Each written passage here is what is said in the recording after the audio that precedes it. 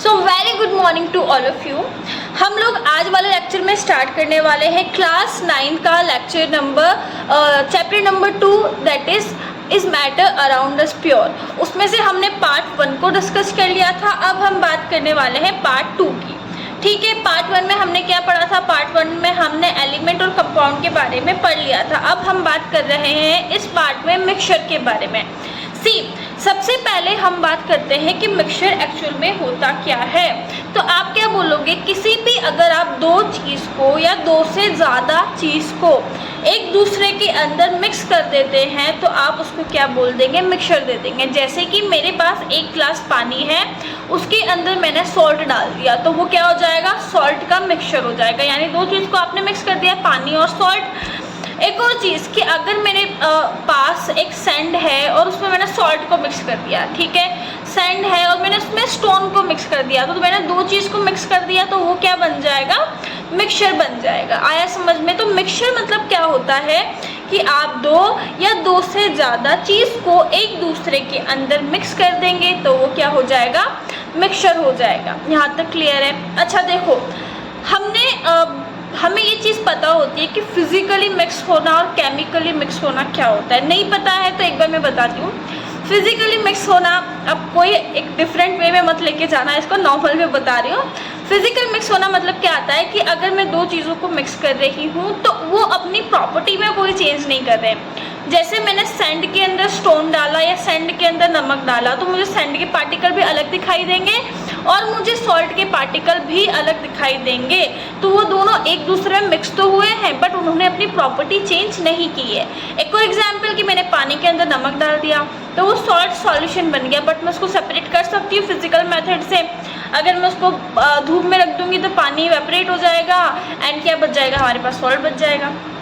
ठीक है, तो यहाँ तक वो हो सकता है ऐसे फिजिकली। तो हम मिक्सचर का क्या बोलेंगे कि मिक्सचर केमिकली मिक्स नहीं होता है। मिक्सचर मतलब होता है कि वो फिजिकली मिक्स है। टू और more substance mix together physically is called mixture. ये चीज़ याद रखनी है।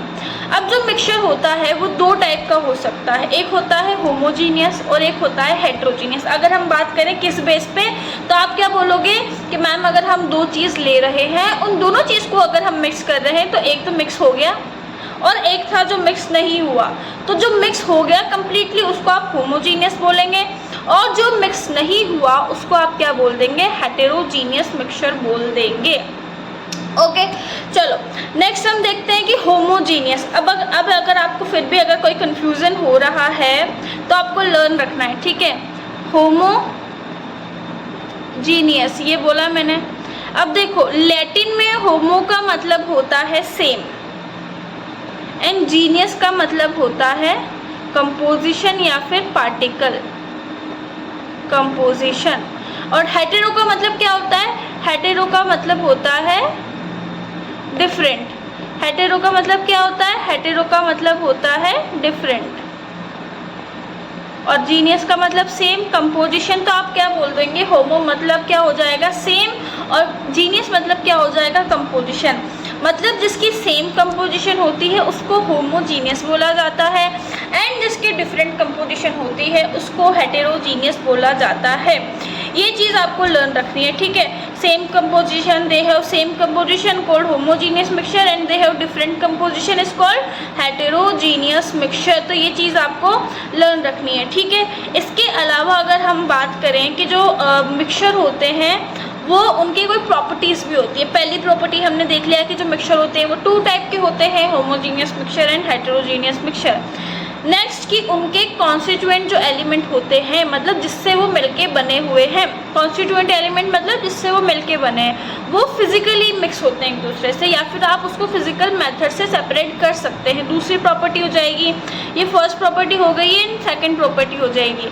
थर्ड प्रॉपर्टी बोलेंगे कि हम मिक्सचर जब भी बना रहे तो कोई एनर्जी रिलीज या कोई एनर्जी एब्जॉर्ब नहीं हो रही है। फॉर एग्जांपल मैं आपको पढ़ा रही हूँ अभी, तो मेरी एनर्जी लग रही है ना, रिलीज हो रही है, और आप भी अपनी एनर्जी यूज़ कर रहे हो इस वीडियो को या इस लेक्चर को देखने के लिए या इस नॉलेज को गेन करने के लिए। तो ये हम हर प्रोसेस के अंदर एनर्जी यूज़ कर रहे हैं। बट अगर पानी में नमक डाल रहे हो तो पानी को नमक डालते टाइम पे अगर आप उसको स्टेयर कर रहे हो तो कोई हीट नहीं निकल रही है, कोई एनर्जी नहीं निकल रही है, कोई एनर्जी दे नहीं रहे हो कि नमक तो मिक्स हो जा। पानी बोल रहा है, नमक बोल रहा है पानी से मैं आ रहा हूँ, अपनी एनर्जी तैयार रखना, मैं मिक्स होने आ रहा हूँ। तो वो अपनी कोई एनर्जी नहीं है, नॉर्मल पानी के अंदर स्पेस होता है, वाटर के पार्टिकल के बीच में सॉल्ट जाएगा, डिजोल्व हो जाएगा, दैट्स इट। कोई अपनी एक्सटर्नल एनर्जी या इंटरनल एनर्जी यूज़ नहीं कर रहा है, ठीक है।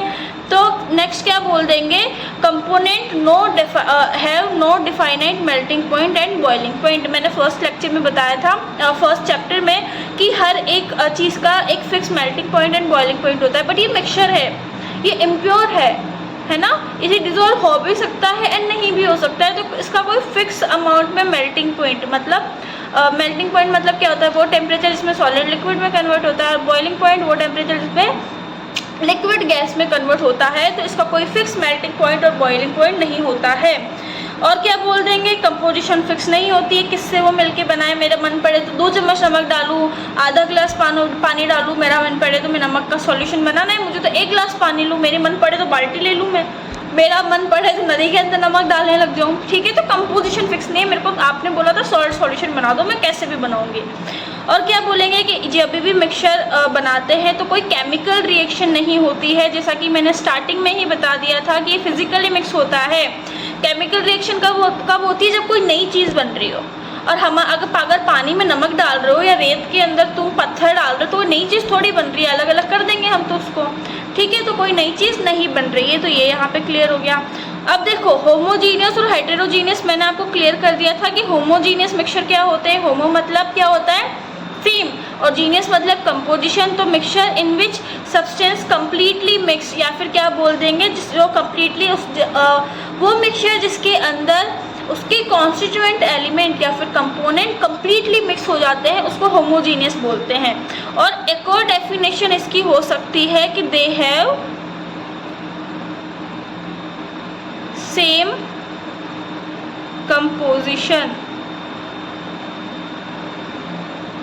They have same composition through out, ठीक है। इसकी हमेशा क्या होती है, सेम कंपोजिशन होती है। और हेटेरोजीनियस में क्या बोल देंगे कि जिसके कंपाउंड या जिसके सब्सटेंस एक दूसरे में कम्प्लीटली मिक्स नहीं होते हैं, हेटेरोजीनियस होते हैं। तो इसकी डेफिनेशन क्या हो जाएगी, they have different composition through out, मतलब एंड तक, ठीक है। यहाँ तक समझ में आया। अब देखो, जो अभी तक जितनी भी आपने 7th 8th क्लास में पढ़ा होगा मिक्सचर के बारे में, या फिर हमने फर्स्ट लेक्चर में भी देखा था होमोजीनियस हेटेरोजीनियस, तो यहीं पे ख़त्म हो जाता है। बट होमोजीनियस हेटेरोजीनियस के भी टाइप आ जाएंगे सेकंड वाले चैप्टर में। जो होमोजीनियस मिक्सचर होता है उसके 3 टाइप होते हैं। अब होमोजीनियस है तो एक चीज़ याद रखेंगे कि ये कम्प्लीटली मिक्स होगा, इसके टाइप भी कम्प्लीटली ही मिक्स होंगे। आप एग्जाम्पल अगर मैं पूछती हूँ तो वो हेटेरो के मत दे देना, ठीक है। अब मैंने बोला होमोजीनियस 3 टाइप के होते हैं। सॉलिड मिक्सचर मतलब सॉलिड के अंदर सॉलिड को मिक्स कर दिया, सेकंड लिक्विड के अंदर लिक्विड को मिक्स कर दिया, एंड थर्ड गैस के अंदर सॉलिड के अंदर लिक्विड को मिक्स कर दिया। गैस नहीं लिया है क्योंकि गैस कम्प्लीटली मिक्स नहीं होती है, ठीक है। तो हमने 3 एग्जाम्पल ले लिए हैं, solid liquid and solid and liquid mixture. अब होमोजीनियस के एग्जाम्पल देने हैं, तो अगर मुझे सॉलिड के अंदर सॉलिड को मिक्स करना है तो आपको मुझे होमोजीनियस का एग्जाम्पल देना है। हमने 8th क्लास में पढ़ा था, क्या पढ़ा था कि हमने अलॉय के बारे में पढ़ा था कि एक मेटल को किसी दूसरी मेटल या दूसरी नॉन मेटल के साथ अगर आप मिक्स कर देते हो तो उसे आप अलॉय बोलते हो, राइट। अब स्टील अलॉय होता है, कैसे, आयरन लिया, उसमें कार्बन मिलाया, उसमें निकल या क्रोमियम मेटल मिलाई, ठीक है, ये क्या बन जाएगा, स्टील बन जाएगा। अब मेरे पास स्टील का बर्तन है, ये मेरे पास स्टील का बर्तन है। अभी के स्टील का बर्तन में से मेरे को कार्बन अलग दिख रहा है, आयरन अलग दिख रहा है, निकल और क्रोमियम अलग दिख रहे हैं, नहीं दिख रहा है मुझे, सेम कंपोजिशन है। अगर मैं इसको गर्म करने के लिए गैस पर भी रख देती हूँ फिर भी इसकी कंपोजिशन थ्रू आउट यही रहेगी। ऐसा नहीं है कि इसको जैसे मैंने हीट करने डाला तो कार्बन इधर जा रहा है, आयरन इधर जा रहा है। तो ये क्या होगा, स्टील, ये होमोजीनियस होगा। Steel is an alloy of iron, निकल एंड कार्बन, ठीक है। ये चीज़ लर्न रखेंगे। तो ब्रोंज, ब्रास, या फिर क्या एक और एग्जाम्पल दे सकते हैं आप, अलॉय, एग्जाम्पल होते हैं अलॉय के ब्रांज और ब्रोंज, है ना। तो स्टील भी लिख सकते हैं आप, स्टील लिख लो, तो ये सब क्या हो जाएंगे, सॉलिड सॉलिड मिक्सचर के एग्जाम्पल हो जाएंगे। अब लिक्विड लिक्विड मिक्सचर का मैं एग्जाम्पल लेती हूँ, है ना। होमोजीनियस पढ़ रहे हैं तो हमको होमोजीनियस ही लेना है। एग्जाम्पल लिया मैंने पानी, और पानी में मैंने अल्कोहल डाल दिया। अब अल्कोहल से सबको बहुत इंटरेस्ट आ गया है कि मैम अल्कोहल डाल दिया है, क्या बना रहे हैं, ठीक है, सबको पता है, अब मैं बता नहीं रही हूँ। तो अल्कोहल लिया, उस अल्कोहल के अंदर मैंने पानी डाल दिया, ठीक है। अब जब मैंने अल्कोहल के अंदर पानी डाला, रसना मान लो, रसना मैंने लिया है, इतना सा डालते हैं ना, रसना आप बनाते हो पैकेट वाला आता है, तो उसके अंदर पानी डाल देते हो तो इतना सारा हो जाता है वो, है ना। तो क्या बोला मैंने, वो लिया अल्कोहल और उसके अंदर पानी डाल दिया। तो मैं क्या देखूंगी कि वो दोनों मुझे सेम दिख रहे हैं। ऐसा नहीं दिख रहा है कि पानी ऊपर जा रहा है और अल्कोहल नीचे जा रहा है, या अल्कोहल ऊपर जा रहा है पानी नीचे जा रहा है। कंप्लीटली मिक्स हो गया वो एक दूसरे में, और मुझे क्या मिल गया, वो अल्कोहल का सॉल्यूशन मिल जाएगा, है ना, या मुझे वो पूरा रसना मिल जाएगा, पूरा पिंक सॉल्यूशन। तो हम क्या बोल देंगे कि जो लिक्विड एक दूसरे में कंप्लीटली डिजोल्व हो जाते हैं उसको आप होमोजेनियस लिक्विड लिक्विड मिक्सचर बोलते हैं। तो एग्जाम्पल क्या बोल देंगे, रेक्टिफाइड स्प्रिट, इसको एक और एक नाम होता है रेक्टिफाइड स्प्रिट, मतलब अल्कोहल, ठीक है। नेक्स्ट हम देखेंगे सॉलिड लिक्विड मिक्सचर। अब सॉलिड लिक्विड मिक्सचर मतलब मैंने पानी में नमक डाल दिया तो पानी लिक्विड हो गया, और सॉल्ट क्या हो गया, नमक क्या हो गया है, सॉलिड हो गया। पानी में शक्कर डाल दिया, वो भी कम्प्लीटली डिजोल्व हो जाता है। एग्जाम्पल वही लेने हैं जो कम्प्लीटली डिजोल्व हो, क्योंकि हम होमोजीनियस के टाइप पढ़ रहे हैं, राइट। तो ये एग्जाम्पल हो गया। अब एक और एग्जाम्पल याद रखना है कि सॉल्ट एंड शुगर सॉल्यूशन तो हमने ले ही लिया है। Next iodine and CCl4। अब देखो केमिस्ट्री में बेटा एक चीज़ चलती है, हमारी नॉर्मल लाइफ में ये वाली चीज़ नहीं चलती है कि लाइक डिजोल्व इन लाइक, है ना। हम नॉर्मल लाइफ में हमारा क्या चलता है, ऑपोजिट अट्रैक्ट्स। बट अब केमिस्ट्री में क्या चलेगा कि लाइक डिजोल्व इन लाइक। अगर हम दोस्ती की बात करें, फ्रेंडशिप की, तो अगर मैं गर्ल हूँ तो मुझे वही गर्ल अच्छी लगेगी जिससे मेरी मेंटलिटी मैच कर रही हो, या आप बॉय हो तो आपको वही लोग पसंद होंगे जो आपकी मेंटलिटी को मैच करेंगे। अगर आप पढ़ने वाले हैं तो आप उसी के साथ रहेंगे, है ना। कुछ बच्चे रिलेट कर रहे होंगे इस चीज़ को। चलो अब देखो मैंने आयोडीन लिया है। अब कुछ बोलोगे कि मैम नहीं, हम तो ऑपोजिट को भी अट्रैक्ट कर लेते हैं, हम तो लाइक डिजोल्व इन लाइक में बिलीव नहीं करते, लाइक डिजोल्व इन ऑपोजिट में भी बिलीव कर लेते हैं। बट केमिस्ट्री की बात हो रही है यहाँ पे, लाइक डिजोल्व इन लाइक।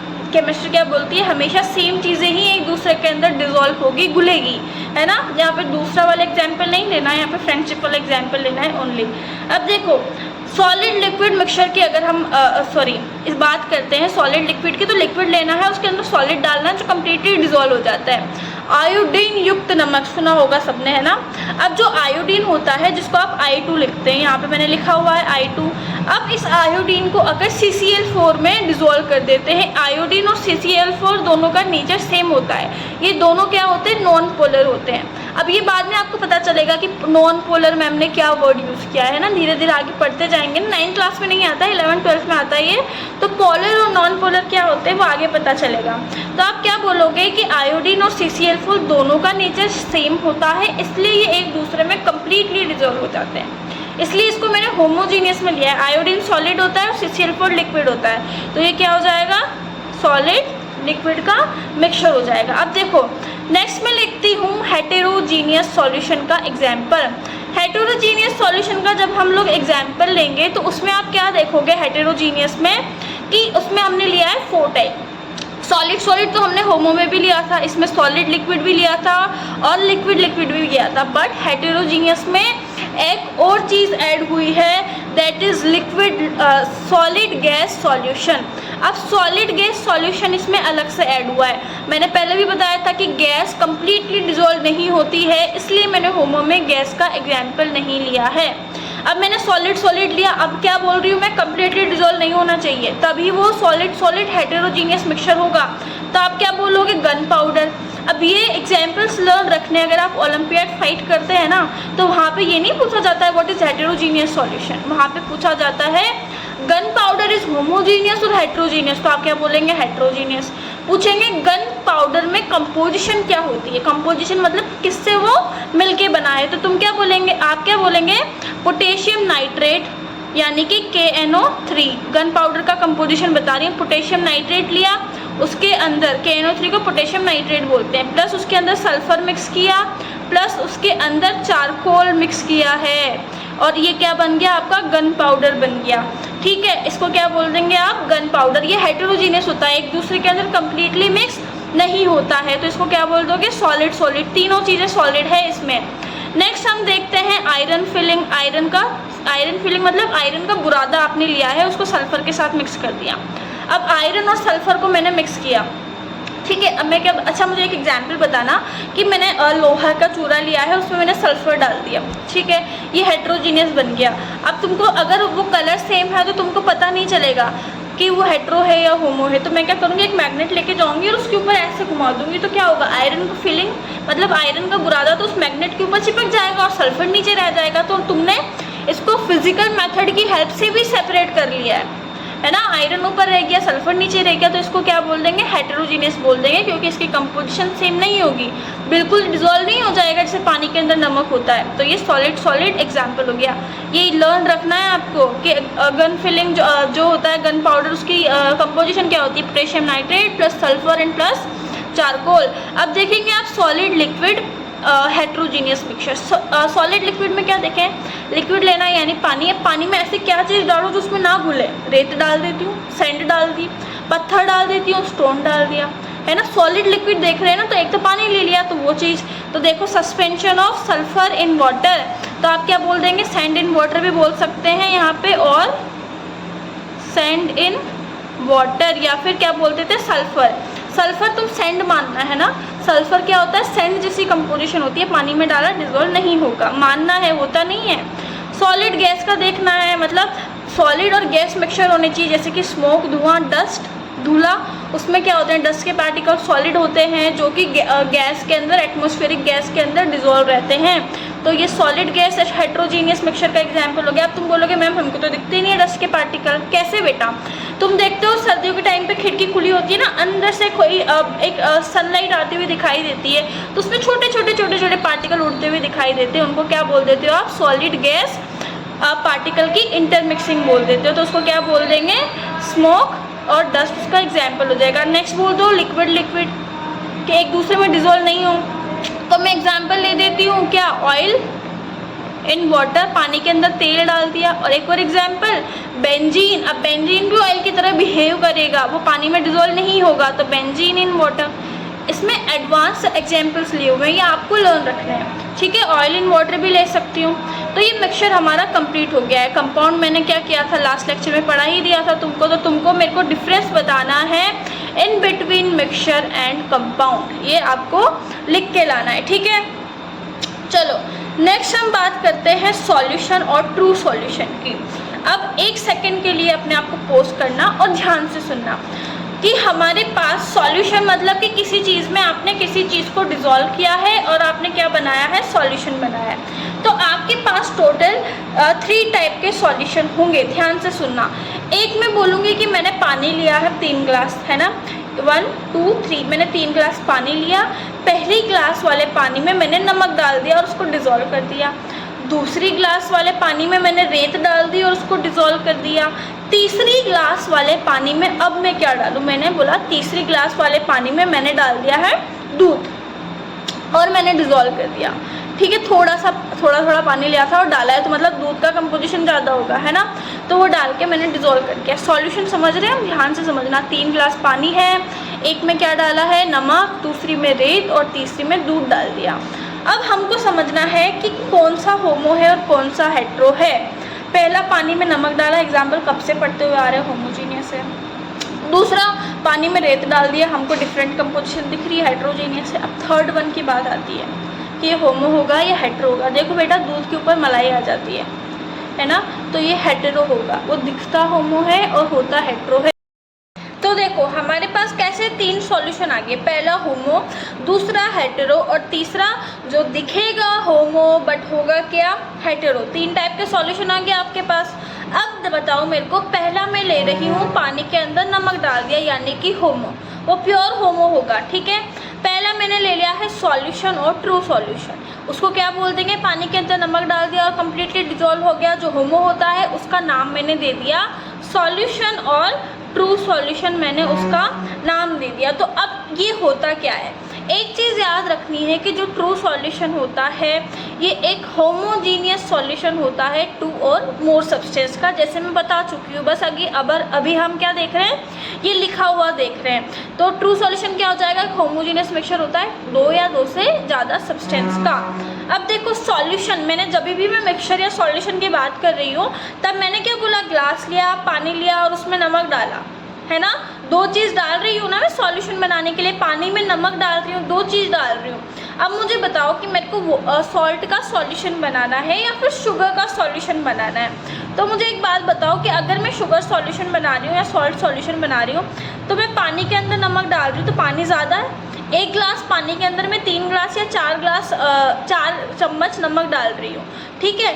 तो सॉल्यूशन जो होता है वो 2 चीज़ से मिलके बना हुआ होता है। यहाँ देखो मैंने लिखा हुआ है solution is equal to solute plus solvent, मतलब सॉल्यूशन 2 चीज़ से मिलके बना हुआ होता है, that is solute plus solvent, उससे मिलके बना हो गया, ठीक है। अब बोलेंगे कि सॉल्वेंट क्या होता है, जो ज़्यादा अमाउंट में होता है उसको सॉल्वेंट बोल देंगे और जो कम अमाउंट में होता है उसको सॉल्यूट बोल देंगे। ये चीज़ याद रखनी है कि जो कम अमाउंट में है उसकी स्पेलिंग देखो छोटी है ना सॉल्यूट की, तो मतलब कम अमाउंट में, सॉल्वेंट की स्पेलिंग बड़ी दिख रही है मतलब ज़्यादा अमाउंट में, इससे याद रख सकते हो।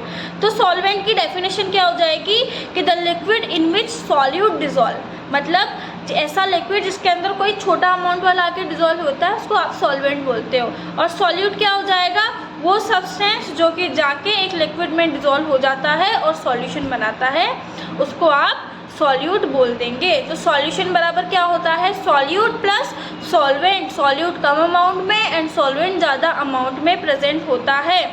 अब मैं बात करूँगी कि मेरे को होमोजीनियस में पार्टिकल दिखाई क्यों नहीं देते।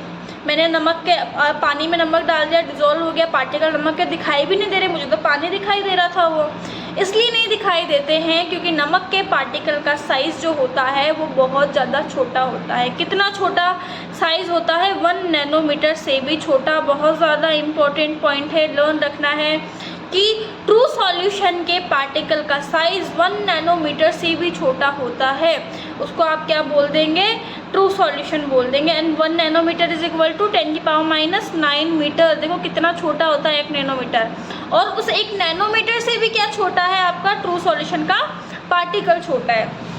नेक्स्ट हम देखेंगे कि ये फिल्टर पेपर में से पास हो जाते हैं। अब देखो मैंने एक पेपर लिया है और मैंने मान लो कोई भी छानने वाली चीज़ है, मैंने नमक का पानी यानी कि सॉल्ट सॉल्यूशन उसमें डाल दिया तो सारा नीचे आ जाएगा ना, ऐसे थोड़ी होता नमक ऊपर रह जाएगा क्योंकि नमक तो कम्प्लीटली डिजॉल्व है। तो हम क्या बोलेंगे कि वो फिल्टर पेपर में से पास हो जाता है पूरा, तो can be pass through filter paper. Second क्या बोलेंगे कि आप इसको क्रिस्टलाइजेशन की हेल्प से सेपरेट कर सकते हैं। क्रिस्टलाइजेशन की हेल्प से कैसे, कि मेरे पानी में नमक घोला हुआ रखा था, मैंने उसको छत पे रख दिया, या मेरे को जल्दी करवाना था तो मैंने उसको बॉईल कर दिया, क्योंकि इवेपरेशन तो 100 डिग्री सेल्सियस से कम पे होता है। मैंने उसको बॉईल करने के लिए चढ़ा दिया तो पानी इवेपरेट हो जाएगा, पानी इवेपरेट हो जाएगा, नीचे सॉल्ट बच जाएगा। अब सॉल्ट बचेगा चैड, मतलब पिघला हुआ, सीमा हुआ, तो मैं उसको ठंडा करने के लिए रख दूँगी, फिर मैं उसको फ्रिज में रख दूँगी ठंडा करने के लिए, है ना, जल्दी करना होगा तो वो क्या होगा, क्रिस्टल्स बन जाएंगे नमक के वापस, वो क्रिस्टलाइजेशन की प्रोसेस हो जाएगी।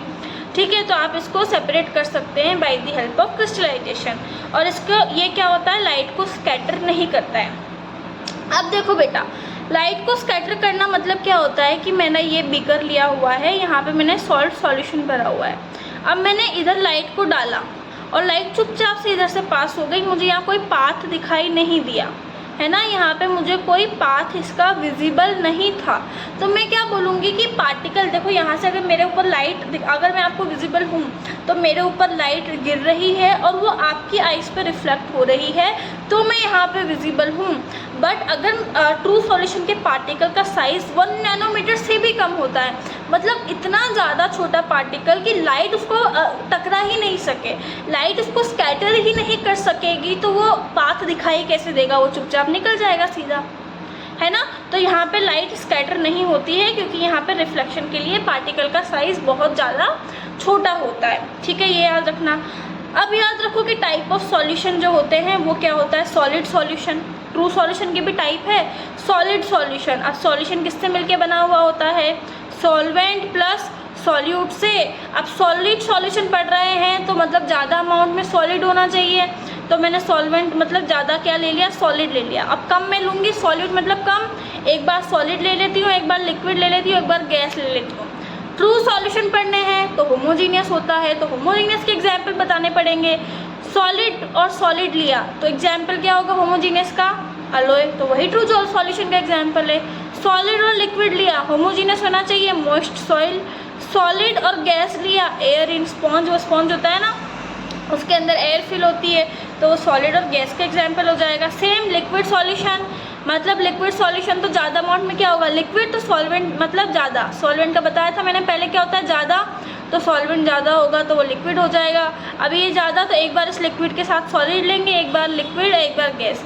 तो जब लिक्विड मैंने ज़्यादा लिया और उसमें सॉलिड डाला तो ग्लूकोज सॉल्यूशन, या फिर शुगर सॉल्यूशन भी मैं सेम बोल दूँ, या फिर सॉल्ट सॉल्यूशन में बोल दूँ, है ना, थोड़ा नमक या थोड़ा सॉलिड और ज़्यादा पानी, सॉल्वेंट ज़्यादा होता है। अब लिक्विड लिया, होमोजीनियस होना चाहिए, अल्कोहल कम्प्लीटली डिजॉल्व हो जाता है, एग्जाम्पल सबको आता है। लिक्विड में गैस को डिजॉल्व कर दिया, ऑक्सीजन इन वाटर, इसको भी क्या बोल देंगे, होमोजीनियस। अब आएगा गैसियस सॉल्यूशन, यानी कि सॉल्वेंट। सॉल्वेंट मतलब जो ज़्यादा अमाउंट में प्रेजेंट होता है वो क्या होना चाहिए, गैस होना चाहिए। तो सॉल्वेंट गैस लिया, उस गैस के साथ एक बार सॉलिड लेंगे, एक बार लिक्विड और एक बार गैस, एग्जाम्पल हो जाएगा कैम्फर, कपूर, सॉलिड होता है बट गैस ज़्यादा होती है, वेपराइज हो जाता है।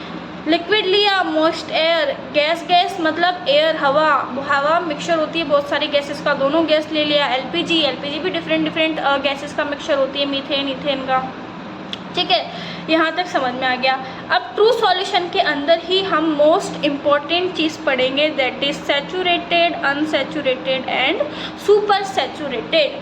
वापस एक एग्जाम्पल से याद करेंगे कि मैंने 3 ग्लास पानी लिया है, 1, 2 और 3, इसको मैं ए बोल दूंगी, इसको बी बोल दूंगी और इसको मैं क्या नेम दे दूंगी, सी नेम दे दूंगी। मैंने बोला तीनों में पानी भरा हुआ है, ये तीनों में पानी भरा हुआ है, ठीक है। अब ये पानी है, अब मैंने इसमें बोला कि अगर मैं तुमको फिक्स कर देती हूँ, देखो मैंने तुमको, अगर तुम लोग क्लास में बैठे हुए हो तो मैंने तुमको फिक्स कर दिया कि ये एक बेंच है, इस पर तुम 3 जने ही बैठ सकते हो, इससे ज़्यादा नहीं बैठोगे। तो तुम पे एक्सटर्नल फोर्स लगा मेरे ऊपर, मतलब मैंने बताया और तुमने किया कि एक बेंच पे 3 जने ही बैठोगे, 3 जने बैठे हो एक बेंच पे, है ना। तो कैपेसिटी कितनी है उस बेंच की, 3, मैंने बोला कैपेसिटी जितनी है उतने बैठ जाओ। 2 भी बैठ सकते हैं, 1 भी बैठ सकते हैं, 4 नहीं बैठ सकते, तो 4 फंस के बैठेंगे, कैपेसिटी तो 3 की है ना। वैसे ही मैंने बोल दिया कि ये 1-1 ग्लास तीनों में पानी है और इसकी कैपेसिटी है कि ये अपने अंदर 2 चम्मच सॉल्ट डिज़ोल्व कर सकता है, ये कैपेसिटी मैंने फिक्स कर दी। मैंने बोला मैंने इसमें 2 चम्मच पानी डाला, मैंने बोला इसमें मैंने 1 चम्मच पानी डाला, नमक डाला, सॉरी, पानी तो 1-1 गिलास है, इसमें मैंने 2 चम्मच नमक डाला है ए में, इसमें मैंने 1 चम्मच नमक डाला है ना। तो तुम क्या बोलोगे कि मैम ये ए है ना, जितनी उसकी कैपेसिटी थी उतना ही उसने डिज़ोल्व कर लिया अपने अंदर, मतलब एक बेंच पे 3 बच्चे बैठ सकते थे, वो 3 ही बैठे हैं मैम, मतलब वो क्या है, फिक्स है, सैचुरेटेड है, फिक्स मतलब सैचुरेटेड है। तो ये ए नंबर का क्या हो जाएगा, सैचुरेटेड हो जाएगा। सैचुरेटेड मतलब जितना उसको कैपेसिटी थी उसने उतना ही डिज़ोल्व किया, ना ज़्यादा और ना कम। कम का भी याद रखना है कि 2 बच्चे बैठ जाएंगे तो नहीं मानेंगे हम, है ना। एग्जैक्ट जितना अमाउंट था जितना ही डिज़ोल्व किया, अब उसमें ना एक बूंद भी ज़्यादा डिज़ोल्व नहीं कर सकते हो तुम, है ना। तो उसमें क्या बोल देंगे कि 2 की कैपेसिटी थी, 2 डिज़ोल्व किया तो उसको सैचुरेटेड बोल दिया। अब मैंने बोला कि इसमें 1 चम्मच डाल दिया तो इसमें से तो कैपेसिटी बची हुई है ना, अभी इसमें क्या है, कैपेसिटी बची है कि 1 चम्मच था और 1 चम्मच ही डाला मैम आपने, 2 चम्मच था बट 1 चम्मच ही डाला, अभी तो इसमें 1 चम्मच और आ सकता है। तो और आ सकता है कि कंडीशन में आप क्या बोलोगे, इसको अनसैचुरेटेड। मैंने बोला, मैंने बताया था तुमको एक बेंच पे तुमको 3 बच्चे बैठने हैं, तुम 2 क्यों बैठे, 1 बच्चा और आना चाहिए था ना। तो तुम क्या बोलोगे, मैम इसको हम अनसैचुरेटेड बोल देंगे क्योंकि इसमें और कैपेसिटी है अपने अंदर सॉल्ट को डिज़ोल्व करने की। अब थर्ड वाले में मैंने बोला 3 चम्मच डिज़ोल्व कर दिया, 3 चम्मच की तो कैपेसिटी ही नहीं थी, यानी कि पानी में तो 2 चम्मच ही नमक डिज़ोल्व हो सकता था, अब वो 1 चम्मच कहाँ हुआ, नीचे जम गया। अब क्या करें उसको डिज़ोल्व करने के लिए, तो तुमने क्या करा, टेम्परेचर को बढ़ा दिया, और हमको पता है टेम्परेचर ज़्यादा करते हैं तो पार्टिकल का मूवमेंट होता है, काइनेटिक एनर्जी बढ़ती है, पार्टिकल मूवमेंट करेंगे तो उस तीसरी चम्मच को भी डिज़ोल्व कर लेंगे।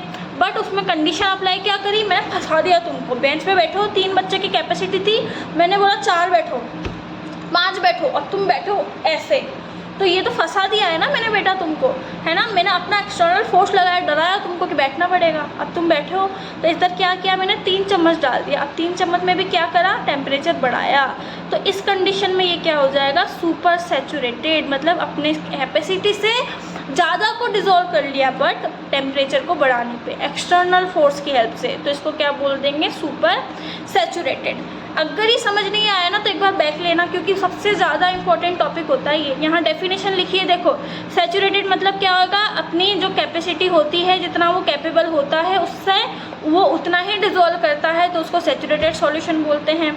अपनी कैपेसिटी से क्या करता है, कम को डिज़ोल्व करता है, तो उसको क्या बोल देंगे, कैपेसिटी को कम से डिज़ोल्व करता है तो अनसैचुरेटेड।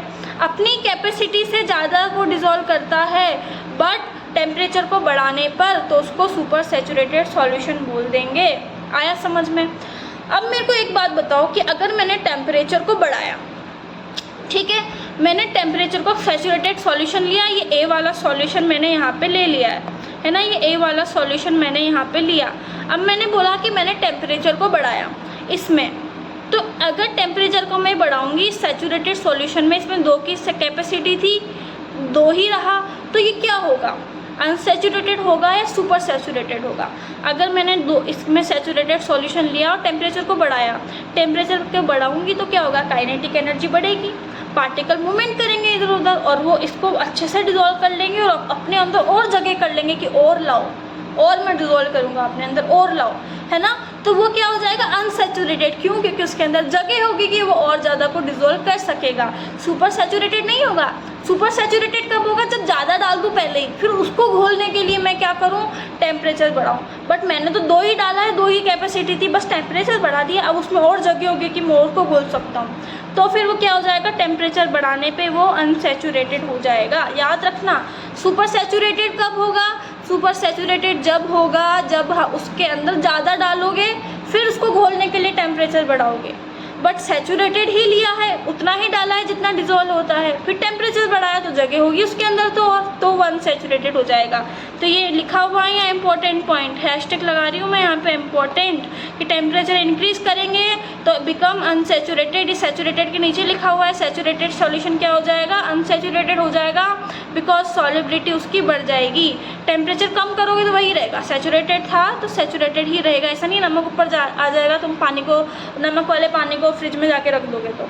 ठीक है, यहाँ तक समझ में आया बेटा। इसको वापस समझना अगर नहीं आया तो बैक करके, क्योंकि बहुत ज़्यादा इंपॉर्टेंट होता है। अब दूसरा आएगा ट्रू सॉल्यूशन में 2 टाइप, एक्वस सॉल्यूशन और नॉन एक्वस सॉल्यूशन। अगर मैं कोई भी सॉल्यूशन बना रही हूँ, उसमें मैंने एक चीज़ पानी ली है तो वो एक्वस सॉल्यूशन होगा, पानी के अलावा कुछ भी ले लिया तो वो नॉन एक्वस हो जाएगा। मैंने बोला ये एक्वस सॉल्यूशन है सॉल्ट का, तुम बोलोगे मैम सॉल्ट को पानी में डाल दिया। मैं बोलूँगी कि ये नॉन एक्वस सॉल्यूशन है सॉल्ट का, तुम बोलोगे मैम किसी भी चीज़ में सॉल्ट को डाल दो तो ये नॉन एक्वस हो जाएगा। होना लिक्विड चाहिए एक चीज़, है ना। पानी में नमक डाला तो एक्वस और पेट्रोल में नमक डाला तो नॉन एक्वस। कुछ भी ले लो आप पानी के अलावा तो आप उसको नॉन एक्वस बोल दोगे। तो solution in which water act as a solvent, ज़्यादा अमाउंट में होता है ना सॉल्वेंट, तो सॉल्वेंट क्या लेंगे, पानी, तो उसको एक्वस बोल देंगे, और अदर देन वाटर लेंगे तो क्या बोल देंगे, नॉन एक्वस बोल देंगे।